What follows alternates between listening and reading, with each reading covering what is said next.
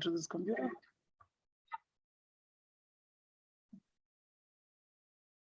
Welcome to Living Abroad, the podcast. My name is Pumla Zita.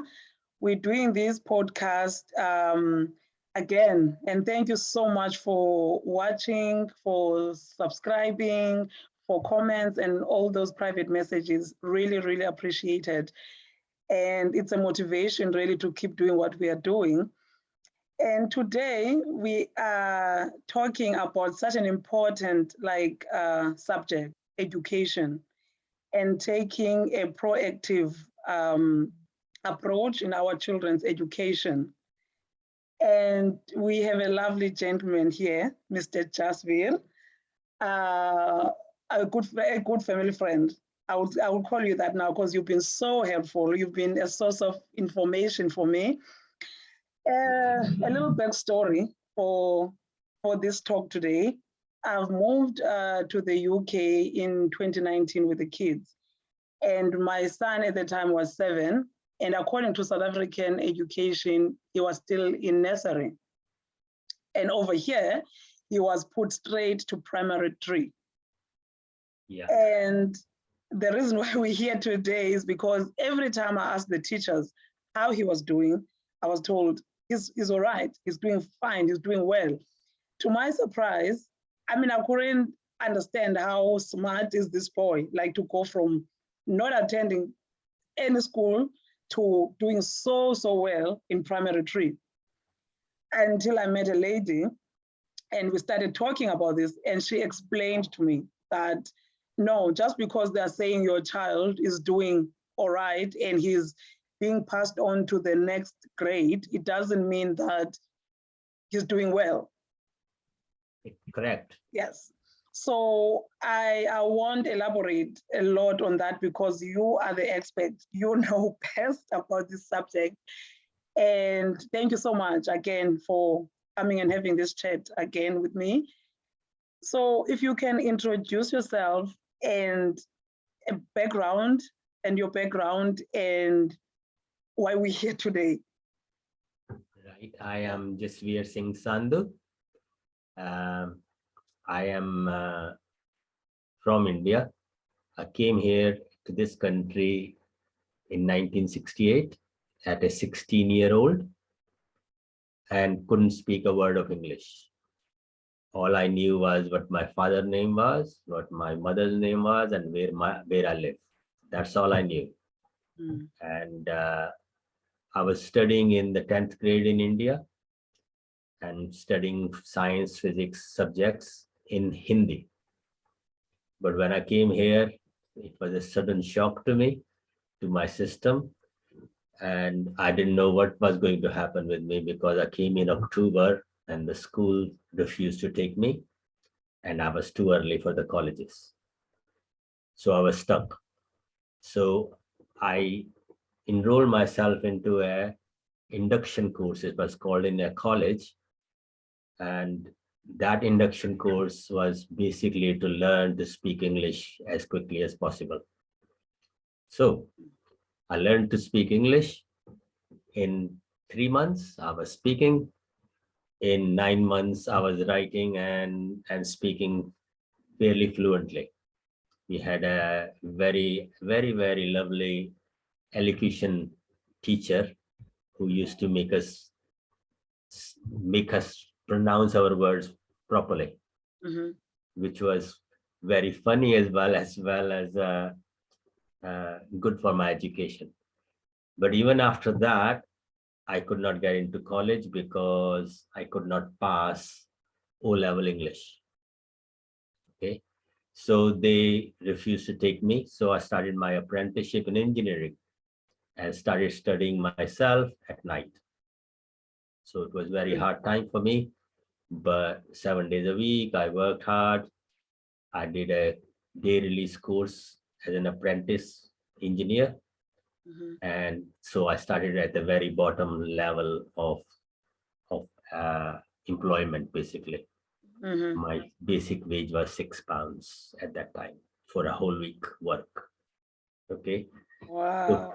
So from there, I educated myself in night classes, passed my O levels and passed my ONC, which was the engineering top level technician.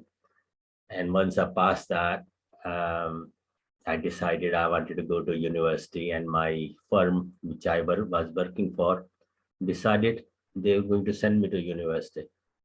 So I went to Nottingham University, it's called Trent University, and qualified from there as a fully fledged engineer and started my career. After 2 years, I came across color. My color became an issue.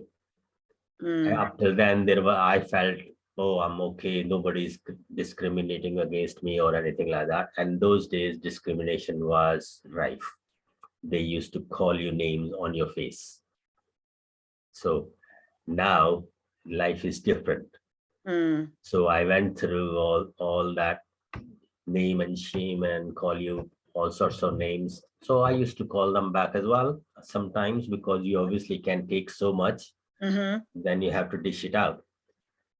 Being a strong person as I am, I had to dish it out.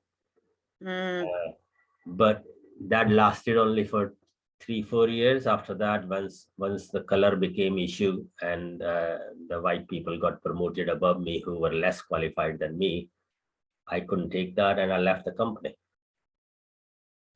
I was a project engineer at that time.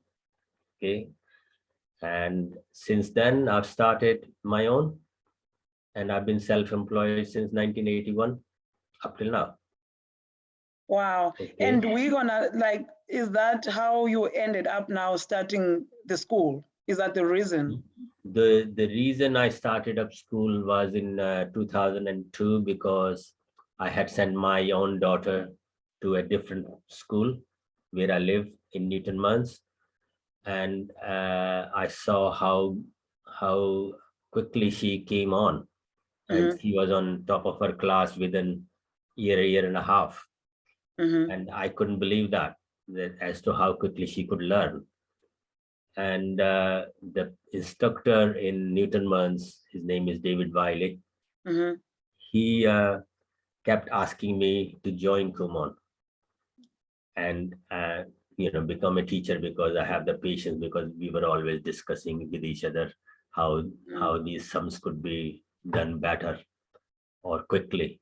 Yes. And in 2002, I wanted a career change. So I went and got trained by the Kumon Institute in London and in Manchester, and then became an instructor myself. And I've been doing it for last 20 odd years. Wow.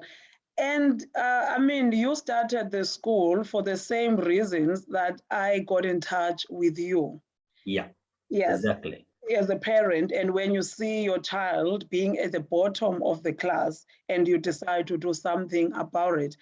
And first of all, maybe some people might not understand it. If you can, like, maybe sum it up for parents, how does the UK system, education system, work? Right. I'll tell you about my little story about my daughter. One of the parents' evening, I went to see the teachers. Normally, my wife always went, and I was always busy doing my own things. And this particular time, she was in P7, and I was asked by my wife, could you go, please? Because I don't think she's doing as well as they are telling you. So I went to the center, to their school, found out as to how my daughter is doing, and I got the same answer you were talking about. She is doing very well, she's doing this and she's doing that, and she's a good pupil, she behaves well. But I said to her, I said, what about education? How is she doing? She goes, she is doing well. I said, can you tell me in relation to the rest of the students where she is? Yes. And to my astonishment, she told me she was in the bottom group.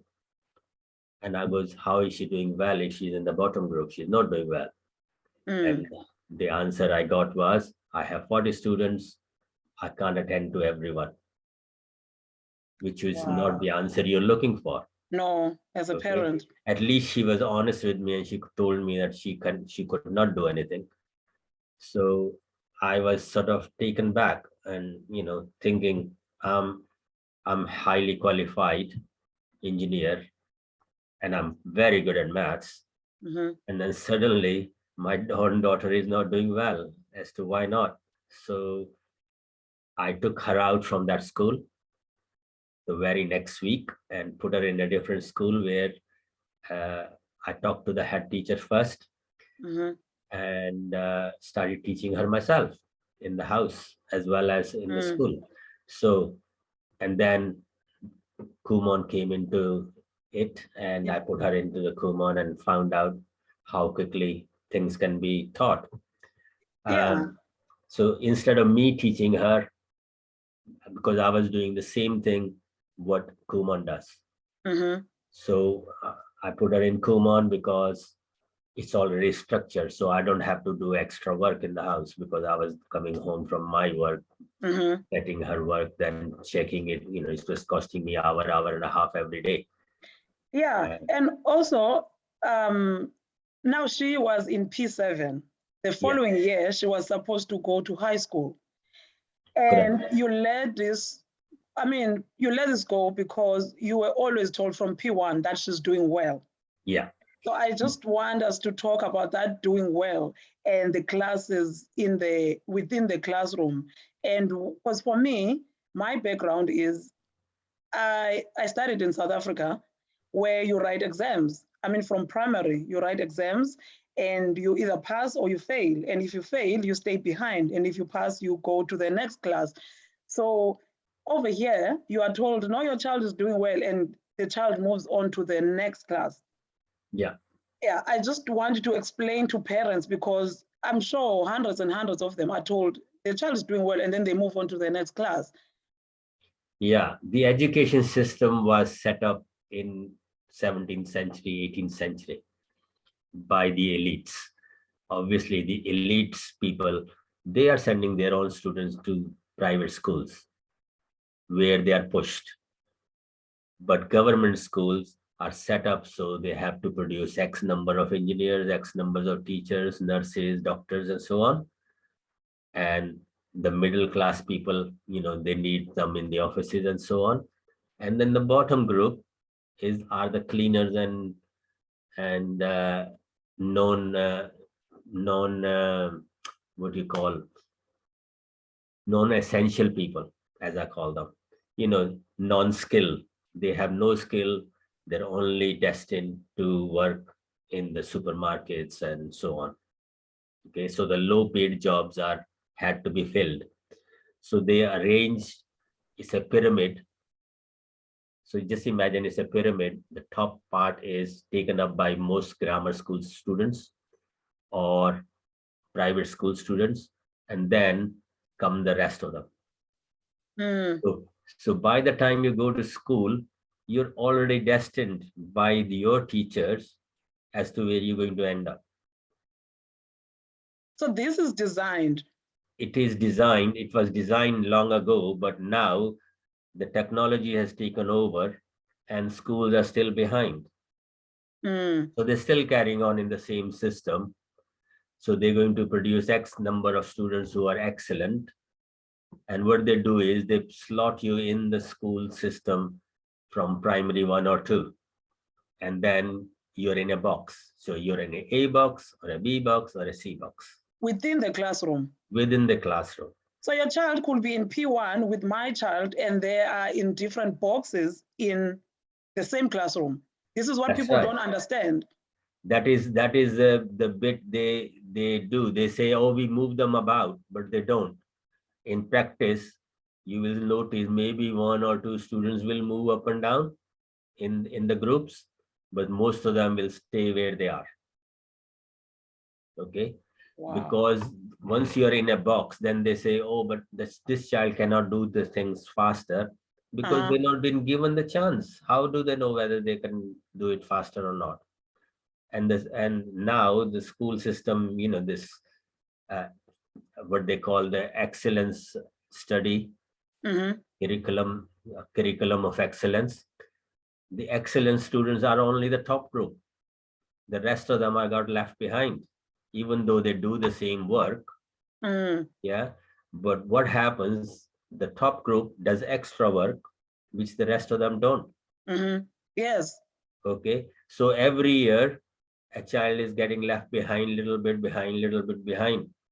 The top group stays on the top group. And that group, when you go into secondary school, is also get pushed into the top group. But they tell you there is no groups in the secondary one. But I know that there are. But there are groups, because even in the classroom, within the classroom, they're not doing the same work. No, which is wrong. To me, every child is excellent if you teach them the same level. Every child can achieve if you push them. Most children will, if you say to a group of children and say, do you want to play or do you want to study? They will always choose play. One or two will study, which they are naturally that way inclined. But most of them will say, I want to go and play. Yes. So this is the situation which is happening in the school. We think we are sending our children to study. There is no exam, there is no test.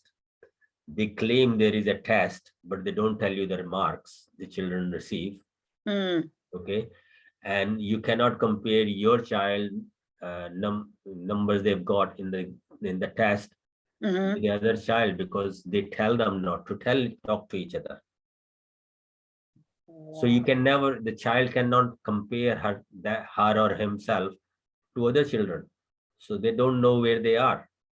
They are just happy. They are told every year is the same story, same report. Your child is doing fine. She's well behaved, or he's well behaved, or he's naughty.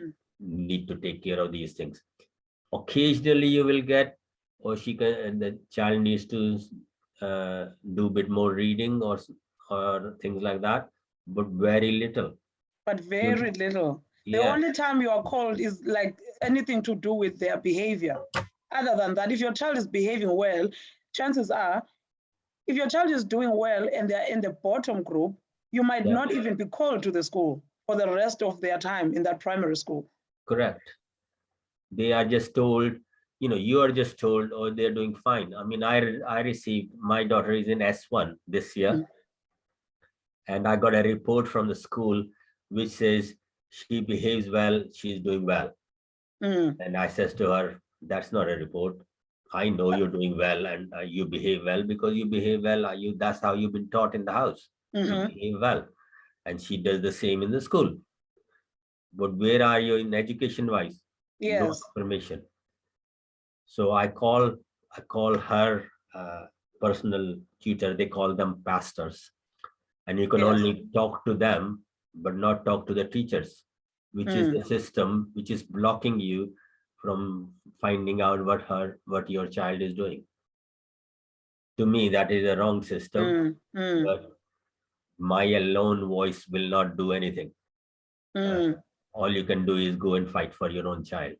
That they're doing well or not doing well. How can you help them? So basically, if you're not proactive in your own child's education, your child will be left behind. And parents need to understand this. Parents do need to understand this, and parents don't understand this because they are continuously being told they are doing well. I mean, when you get a report in the house, you are not seeing their progress as such. All you see is they get a little bit of homework, which they do take 5-10 minutes to do, which is not difficult. From my point of view, which is not difficult, and the rest of the time they're playing, or they're on their phone, or they're on their computer playing games, talking to their friends, because nowadays the social media is there and most children have phones, so they're talking. So you don't know whether the child is studying hard or not hard, or what's happening in their progress. You're just happy they are just being moved to the next class, and they are on S1. And what does this do to the child? Because I mean, this child is in the same classroom with the other children who are in the same age, and one is on the bottom group, one is in the middle, one is at the top. So psychologically and like socially, what does it do to these children? What's happened? They lose their self-esteem. Basically, what's happening? They're going to school, okay, to study. They're in the same class. They know that some children are really good, and I am not, but they don't know that they are not, because they're not been told that. They have been told, oh, you're doing good, you're Mm. doing excellent work, but the excellent work is not good enough to get them the grades they need. So in education for excellence in the school, if you want to go and start studying, say in S1 and S2, you have to decide what subjects you're going to pick, which Mm. are also you have to pick out of a group of uh, subjects, and you have no choice. You cannot change them. You So cannot change it's them because it's too telling, late. sorry? You cannot change them because it's too late now to do anything if you're in high school and you've been left behind, you've been in the bottom group for the rest of your education. Yeah. So basically what you're testing is for unskilled work, or you might get a apprenticeship where you can learn some skill and start living a sort of average life, which is not what it is all about. To me, education is to improve your life, improve your mental ability to do things. And if you're not given a chance, then you're stuck. So what happens, because they have created this system last 20 years or so, that every school is graded by the best school, the second best school, the third best school, and so on. The league table is being produced. Now, the schools are concentrating on making sure that their students, the elite students in the class, get A levels and higher at a greater number. So even if you are able to do it, you're not allowed to do it, because if you get a C or a D, you might reduce the number position in the league table for the school. Okay, so that makes a difference to you and me, especially the colored students. If the parents are pushing them, they will get somewhere. If parents take it easy, thinking my child is doing okay, then they're going to get left behind. Unfortunately, that is the way it is. So people who are aware of this system, they will probably teach their children before they even start school, so that by the time they are in primary one, they are in the top group, so that they can Yes, continue but being if there. it not necessarily happens, you see, then the color comes into it, but it's done very subtly. They will not accept that color comes into it, because what they do is they put one color person or two color person in the top group to shut the rest up. Wow. So if you go and complain, or is it because of my child's color he is not or she is not progressing in the top group, they will say, oh yeah, there is colored people in the top group. What can you say to that? Because there's two or three. Yes. So you're stuck. So like, for instance, going to talk about my own child. She was always in the middle group. And in maths, she's way ahead of the rest of the students. But why is she in the middle group? And I asked the question, oh, she's not fast enough, I was told. I said, yes, she is fast enough. Look, this is the kind of work she does. And teacher had no comeback. But she still didn't get moved, because she said decision is not hers. Wow. So what do I do? What do you do in that situation? Well, all I can do is make sure that I am teaching her to the best of my ability, so she gets to the top, stays on the top part of the education. She does Kumon and she is fast. I know she will achieve. But the children who don't get this help, they are struggling. They're not going to achieve, because they'll be constantly told, you're not fast enough, you are not clever enough. And when you keep on telling a child you're not clever enough, what happened to the child? Their self-esteem goes. Yes, because that's what I'm asking you now. Like I mean, you are in education and you work with children. Yeah. So these children that are in the same class and other kids are at the top level in the same class. So what happens to how do these kids at the bottom of the class feel? Year in, year out. Yeah, because they just accept the fact that they are not clever. And once they accept the fact, that's it. The fact is not that they are not clever. They are clever, but they're not been taught at the same level. How can they become clever? How can a child take to the top, match with the top group if they are not taught the same level? So the child is slowly, it's like if you can't add, you can't subtract, because this is a part of the same situation. Yeah, add and subtract. So if you can't add and subtract, you are not going to be able to do multiplication, because you can't add. Multiplication is a form of an addition. 2 add 2 add 2 add 2 add, that's how the 2 times table becomes a 3 and 3 add, and that's how they become 3 times table. If the child can't do additions, they are already stuck. So the basic knowledge is not there. And when they go to secondary school, suddenly the mathematics comes on. They understand the system, how it works, but their addition or originally the arithmetic part of it let them down. And then they begin to accept that they are not clever enough. Other people can do it much quicker, and I can't. Because I'm sitting here and look at my friend. She's in the better group, so I'm doomed. Yeah. And once you start to accept that, what happens? Those children will not go towards science subjects. They will go towards art subjects. And they automatically start to think, I am not clever enough, which is wrong. And in the playground, I mean, how can these children now start playing together? Because there's a reason for that. In the primary school, they will put a group of children together. Okay, now you are in a bottom group, you have bottom group friends automatically, isn't it? I mean, if you're in a group and you're studying the same thing, you start talking to each other and slowly you become friends. Okay, and the elite, they will have their own cliques friend.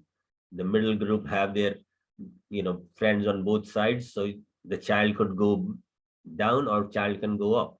But the school system, once you are in a box, you're in a box, you don't get moved, unfortunately. In some cases they do get moved. I'm not saying that no, but rarely. Very few students who will go into the top group. It depends on the school. Okay, this is a revelation to myself as well as others, but no school will talk to you about it. They will always say, oh no, we're giving you the best. So what can you do about it? No, not until, and I think, I don't know how we can emphasize like the importance of parents getting up and asking questions about their children's education. It's so important. I mean, if you can like just sum it up also, now this child has been in the bottom group throughout P7. Now they're in high school. This is when you really now understand now what happens in high school. So even in high school, you are told, oh no, everybody will be taught at the same level, and then we'll decide in year no, we know they are not. Yeah. But they are not. No. There is group system there. And the group system is invisible. You don't know, parents don't know, but they're all studying in the same class, but there is a group system. And if you ask your teacher or ask their pastor as to what group my child is in, they will not tell you. They say, oh no, they're all taught in the same system, but they're not. You see? So what happens in S2? They get to pick the subjects, and the child automatically will feel whether they want to do science subjects or not. I mean, this country needs scientists, they need doctors, they need teachers. So those people are not even going to consider themselves into that. No. Because now this child who has been in the bottom group, maybe in S2, you ask them, what do you want to be? And they say, oh, I want to be a doctor. This is when you find out that, no, actually, you can never be a doctor. That's right. Well, you can be a doctor, but I mean, then parents have to do the input themselves. Yeah. But the system is not going to let you go there in that direction because you're basically not fast enough for that. That subject. I mean, how can you catch up like at S2 or 3? Is there a way? The only way you can catch up is by private education, by input from parents. You can teach your own child in the house, or you send them to people like me, Kumon, and let them do, do the extra work, and then maybe they can catch up quickly. Even if they catch up, I've noticed you still have to ask the teachers, ask the school to move your child on. Even if your child is become faster and they can do maths and they can do English properly, you still have to go, you have to be proactive in your child's education to get them into the right level. Because if you don't, the teacher, they are not assessing every child regularly. So you need to do it as a parent. You need to do it, I'm afraid. This is the way the system works. If you don't do it, what will happen? The child will be left in the same place. Instead of you doing National 5 in S3, you'll be doing National 4. What does that mean going forward? Well, National 4 is a lower education. That means you'll have to do National 5 in year 4 and 5, and then maybe attempt higher in the year 6, year 12, which is no good. S6 students are the students who are going to go for A's and A pluses. Most of them student by that time would have given up, and they say, no, I don't want to go for education, I'll just go for college training of some kind and find a job like that way. Because at the end of the day, everybody has to earn. Yes. Okay?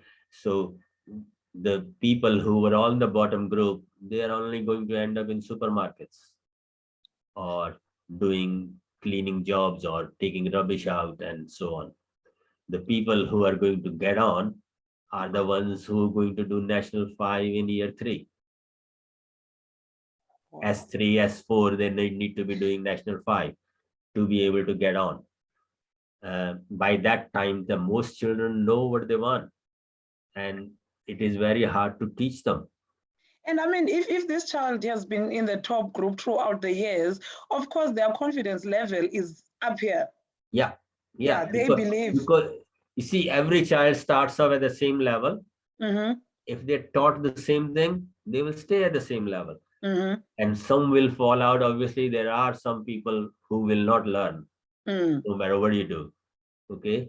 But most of the children will carry on at the same level, because in Asia, in India, in Africa, there is test for before you get to put in the next class. Okay. So if you're like some my education, I was studying in the 10th class. I had to pass every level. Every year I had to pass a test, otherwise I got left behind. Which means same in South Africa. Yeah, so that system works in India. So if you're educated and you're clever enough and you're working hard in the house, you will move on. If you're not, then you get left behind, which is fair. Yeah. Okay? Here, everybody gets put up, but you're getting left behind and you don't even know you're getting left behind. That is the sad, that is the sad part, because you don't know that you are being left behind, but you are behind. Yeah, because you're studying in the same class, you're studying with the same group of people, but you're taught differently. I'll give you one example. In P7, they will give you, say in English, they will give you 12 spelling to learn and their meanings. Mm. The top group gets 12 uh, words. The middle group only get, no, sorry, top group gets 20 words. The middle group only get 12, and the bottom group only gets 6. So the bottom group's got no chance to catch up with the top group. No. You know, even in homework, they are given different homework. From that, you can tell that, you know, your child is not doing as well as they're telling you. But they will tell you the same, it's the same report, doesn't matter what year you're in. They are only reporting you on their behavior, but you should know whether your child behavior is good or not.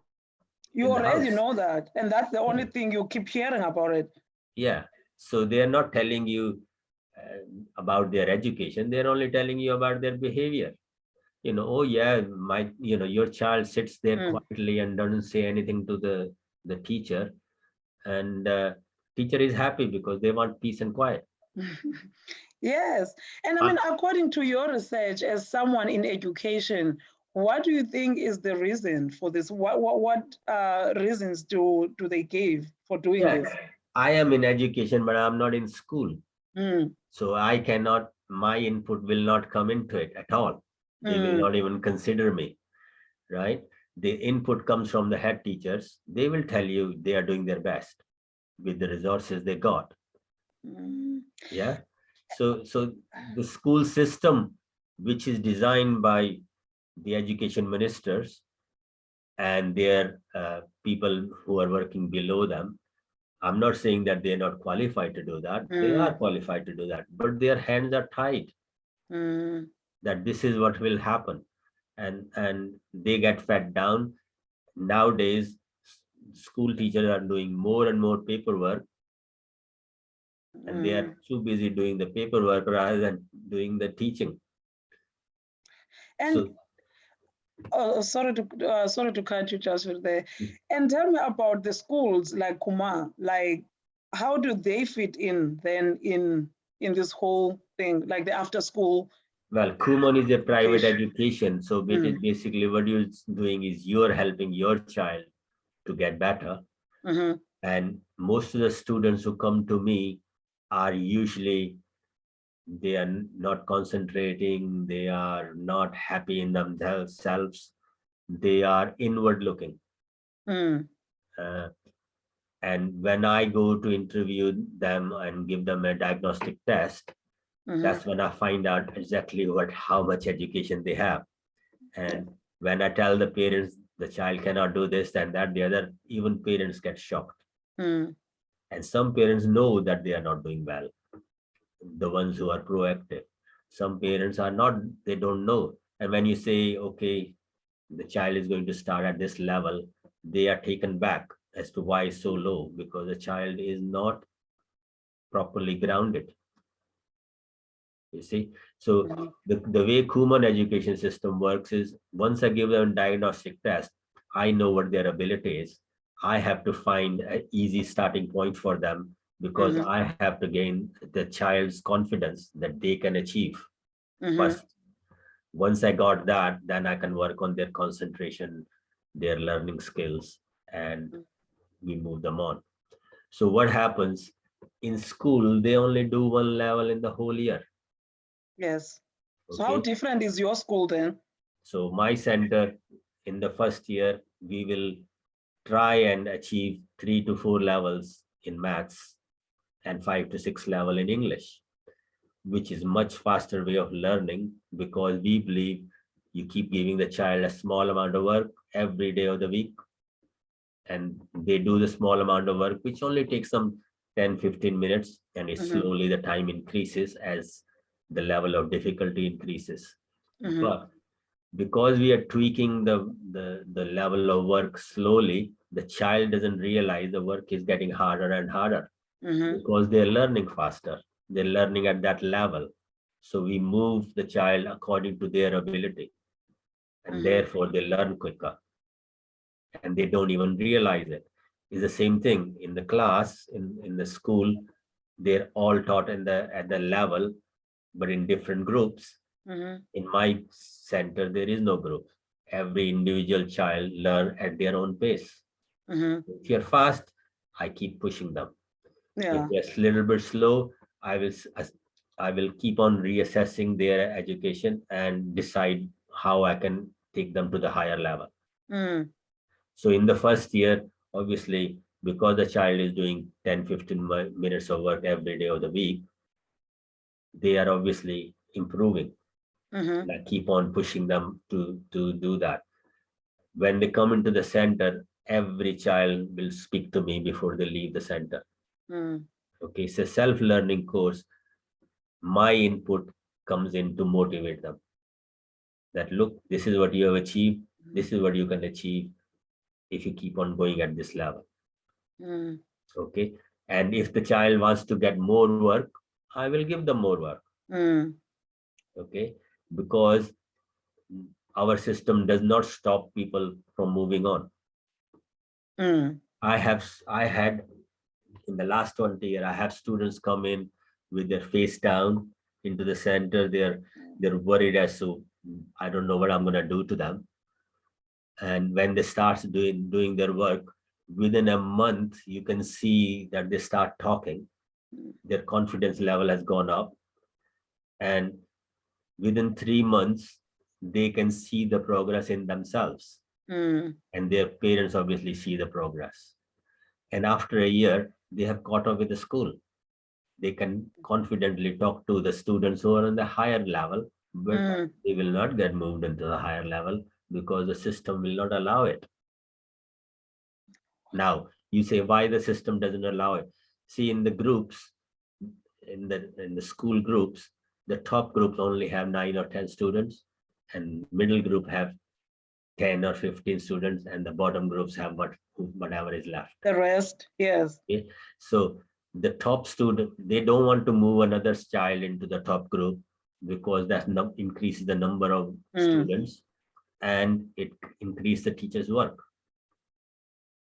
Wow. You see, so you need to fight. You need to fight. If you go to the school and ask them that, they will deny it. They will say, no, our system works. Every child can move up and down. And you can check with other parents that their level is not getting moved up and down. You know, very few students who will automatically move. And in fact, I would say most students are moved because their parents are proactive. Otherwise, they don't get moved. But they will come and shout at me, how dare you say things like that? But these things happen. I've seen it with my own eyes, with my own children. So I can talk from experience. Within there. Yeah, from parents' point of view as well as a teacher points of view. And you in a perfect position, to be honest. Yes, because you've experienced it. You're not just talking from reading books or whatever. You've experienced it. Yeah, and you've experienced children coming to your school at the bottom group and moving up. Yes, because it can happen. So parents should not lose hope. I mean, sorry, say again. I'm saying parents should not lose hope because it does happen. Your child can be at the bottom group, but it doesn't matter where they are now. You can still do something about it.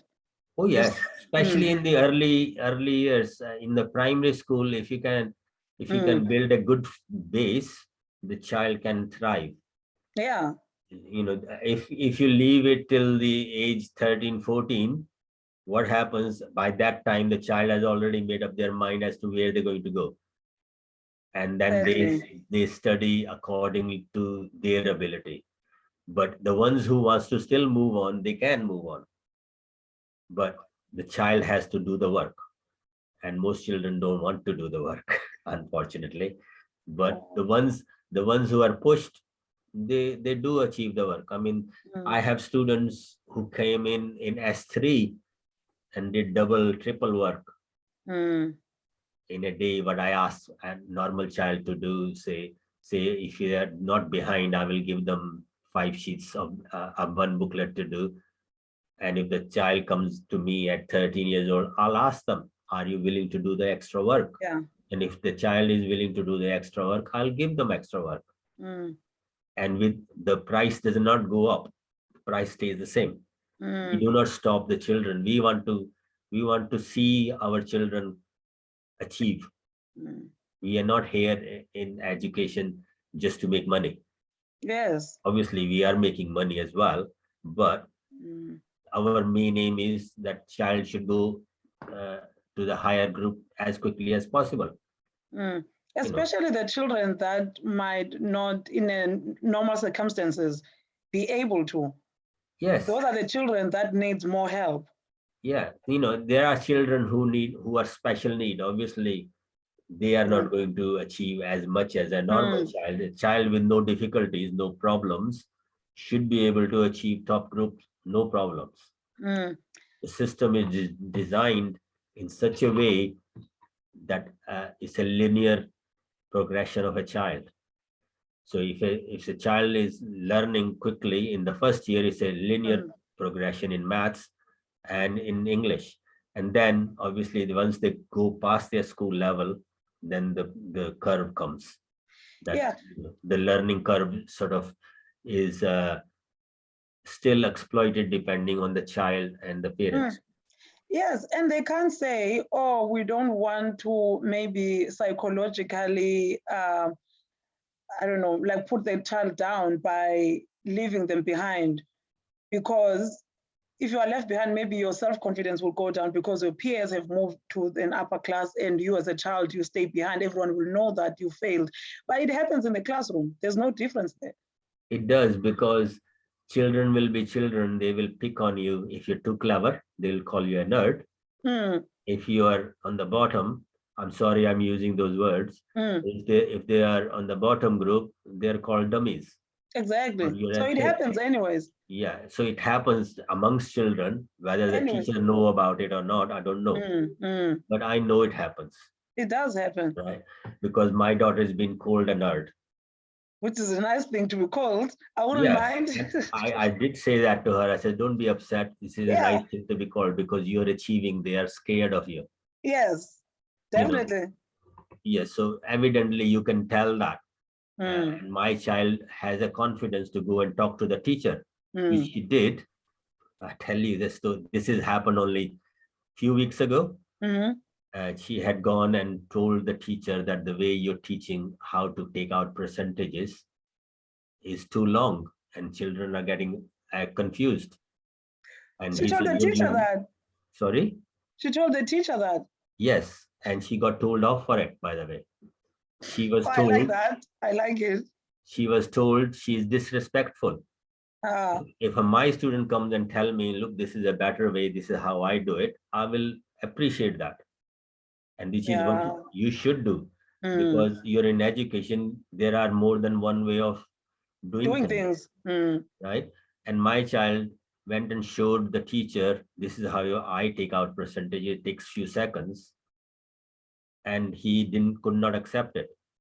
So he went and told his head of the department this thing, that she was being disrespectful.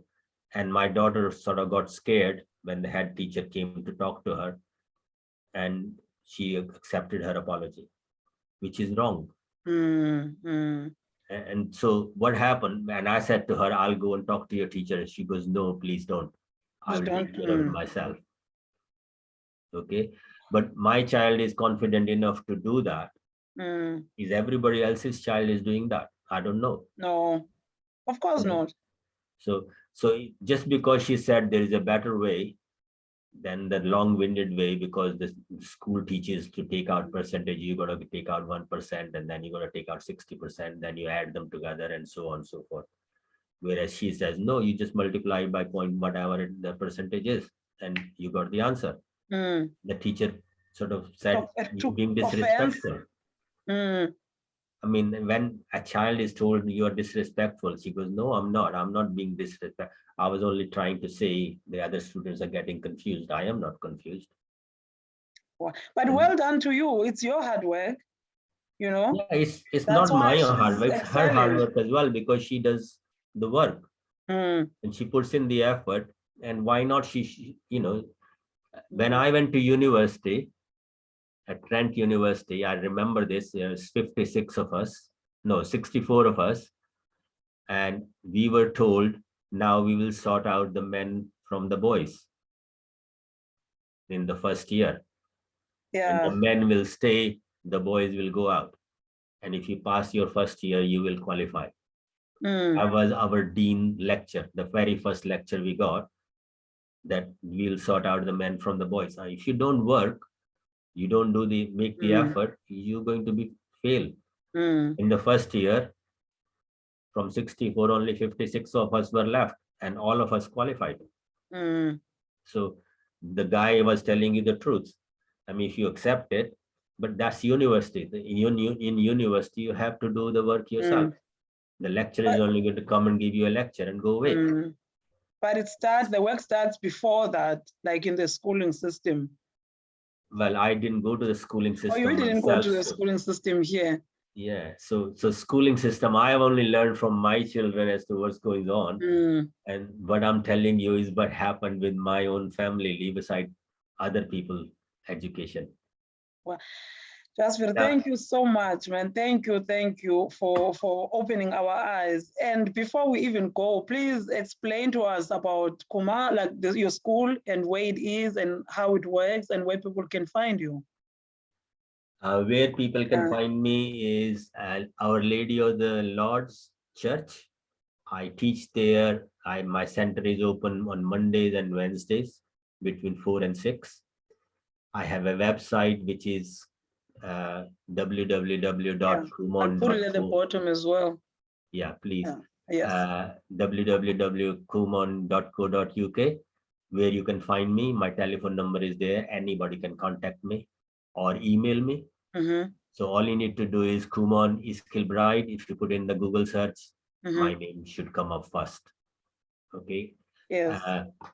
The way we work is simply I come to parents' house. I will sit in your environment and tell you how it works, why it works. And if you're happy, you enroll the child with me. And I can assure you in 1 year, the child will go to the top of the class. Wow. Thank you so much. You can't say any more than that. Thank you so much. Thank you. Thank you. Thank you for having me. Bye-bye.